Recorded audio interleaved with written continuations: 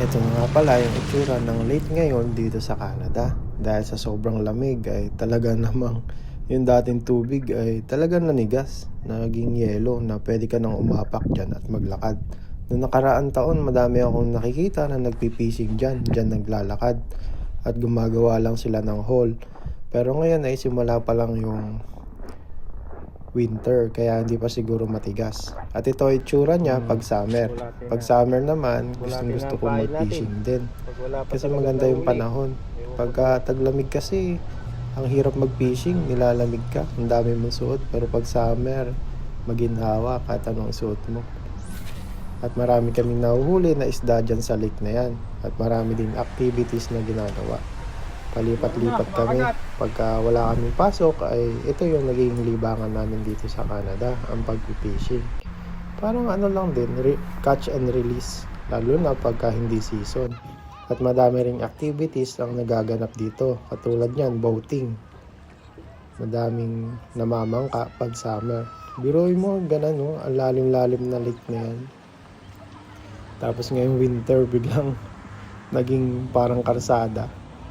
Yan yung itsura niya pag hindi winter. Ang gandang pagmasdan, diba, ng lake. Kaya nagustuhan namin dito sa province na napuntahan namin dito sa Canada. Pinakamagandang season talaga dito sa Canada ay summer kasi marami kang pwedeng gawin. At higit sa lahat, hindi hassle na bumiyahe kasi walang snow. Pinakamahirap talaga ng season dito ay snow. Lalong-lalo na pag malayo yung trabaho mo. Ang daming sagabal. Lalo-lalo na madulas yung karsada. Tapos pag may snow squall na tinatawag nila na sobrang lakas ng snow, napakahirap mag-drive at dapat dahan-dahan ka. Pero kahit dahan-dahan na yung pagdadrive mo ay napakahirap pa rin kasi slippery road. Tapos wala kang makita sa daan. Kaya keep safe sa ating lahat dito, sa ating mga kabayan. Lalong-lalo na dun sa mga malalayo ang trabaho. At ito na nga yung itsura ng lake ngayon. Yung nakikita nyo namamangka ng mga bata na nagbabangka, dito yon mismo.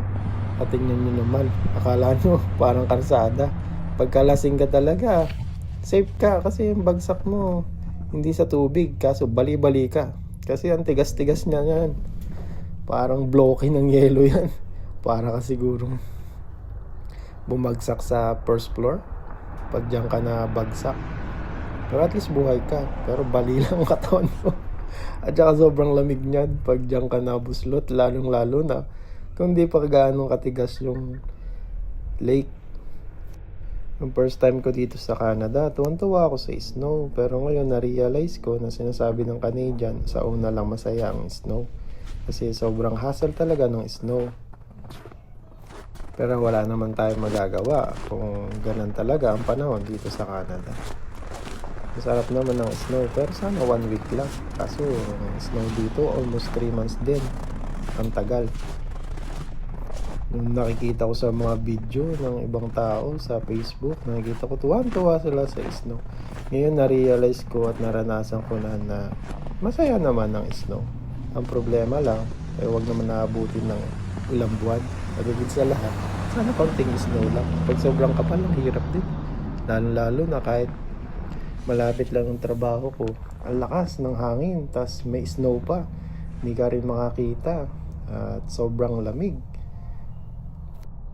Pero maganda talaga siyang pagmasdan, ang snow. Tingnan nyo naman, no? Ang itsura ng view, ang ganda.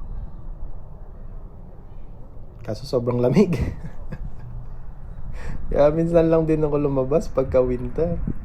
Kumbaga, bahay trabaho lang talaga. Pag winter kasi ang hirap eh. Kung ano-ano pa yung sinusuot mo para lang makalabas, tapos sobrang lamig pa. So hanggang dito na lang mga tolls. At ito yung itsura pag winter dito sa Canada. Bye.